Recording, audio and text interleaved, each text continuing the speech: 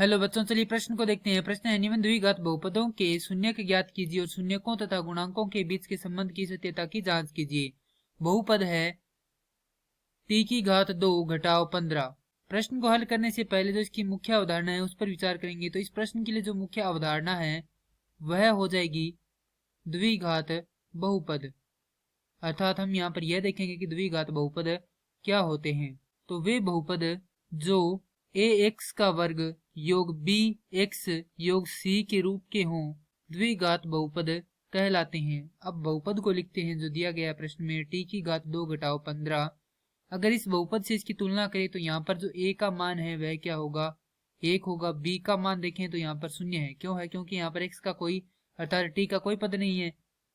अब c का मान हमारे पास है ऋणात्मक, हमें इसके शून्य ज्ञात करनी है। अर्थात शून्य वे होते हैं जो, जैसे कि यहाँ पर t है तो इसका मान कोई ऐसा मान होगा जिसके लिए यह पूरा पद क्या होगा, 0 के बराबर हो जाएगा। तो यहाँ से वह मान किस प्रकार से निकालेंगे, तो यहाँ पर क्या करेंगे, इस पूरे पद को 0 के बराबर रख देंगे तो वह मान हमारे पास आ जाएगा। तो t का वर्ग घटाओ 15 बराबर 0। तो t बराबर आ जाएगा वर्गमूल 15, अर्थात t बराबर आ जाएगा, माफ कीजिए, यहाँ से t बराबर आएगा धनात्मक ऋणात्मक वर्गमूल 15।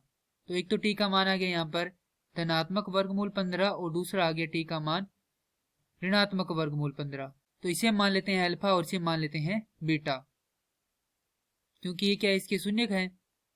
अब जो शून्यक और गुणांकों के मध्य संबंध होता है वह यह होता है कि जो शून्यक है उनका योगफल अर्थात अल्फा योग बीटा बराबर होता है ऋणात्मक b बटा a, अर्थात जो x है उसका गुणांक बटा x की घात 2 का गुणांक। तो यहां से अल्फा का मान है हमारे पास वर्गमूल 15, बीटा का मान है ऋणात्मक वर्गमूल 15 बराबर, यहाँ पर जो b का मान है वह 0 बट्टा a का मान है 1 और यहाँ पर क्या ऋणात्मक चिन्ह है।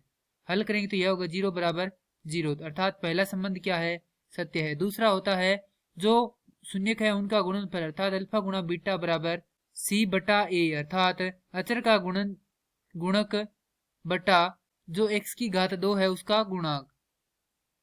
तो अल्फा का मान है हमारे पास वर्गमूल 15 गुणा बीटा का मान है ऋणात्मक वर्गमूल 15। हल करेंगे तो प्राप्त होगा, यहां से देखिए c का मान हमारे पास कितना है, ऋणात्मक 15 है बटा a का मान है 1।